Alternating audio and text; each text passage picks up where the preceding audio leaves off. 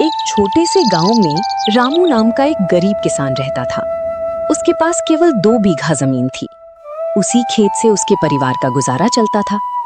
इस बार बारिश नहीं हुई और पूरे गांव में सूखा पड़ गया। रामू, घर में अनाज खत्म होने वाला है। बच्चों की पढ़ाई का खर्च भी बढ़ता जा रहा है। अब क्या करेंगे? चिंता मत करो, हमारे पास भले ही सिर्फ 2 बीघा जमीन है, लेकिन मेहनत और भगवान पर भरोसा है। इस बार पूरी जान लगा दूंगा।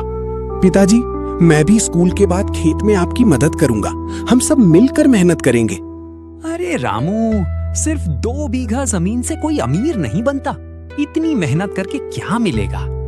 मेहनत कभी बेकार नहीं जाती। आज नहीं तो कल उसका फल जरूर मिलता है। सुबह होने से पहले ही रामू खेत पहुंच जाता।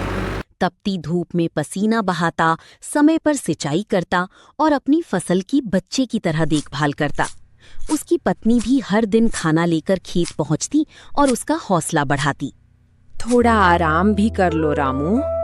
आराम तो फसल कटने के बाद करेंगे, अभी मेहनत का समय है। कुछ महीनों बाद मौसम ने भी साथ दिया। फसल लहलहाने लगी। पूरे गांव के लोग हैरान रह गए। अरे रामू की 2 बीघा जमीन में तो सबसे अच्छी फसल हुई है। जब फसल मंडी में बिकी तो रामू को अच्छा मुनाफा हुआ। उसने सबसे पहले अपना कर्ज चुकाया, बेटे की स्कूल की फीस भरी और घर की मरम्मत करवाई। पिताजी, आपकी मेहनत रंग लाई। अब मैं खूब पढ़ाई करूंगा और आपका नाम रोशन करूंगा। देखा रामू, भगवान मेहनत करने वालों का साथ कभी नहीं छोड़ते। अब वही गांव वाले जो पहले उसका मजाक उड़ाते थे, उसकी तारीफ करने लगे। रामू, हमें भी बताओ, इतनी अच्छी खेती कैसे की? खेती सिर्फ जमीन से नहीं, मेहनत, धैर्य और विश्वास से होती है।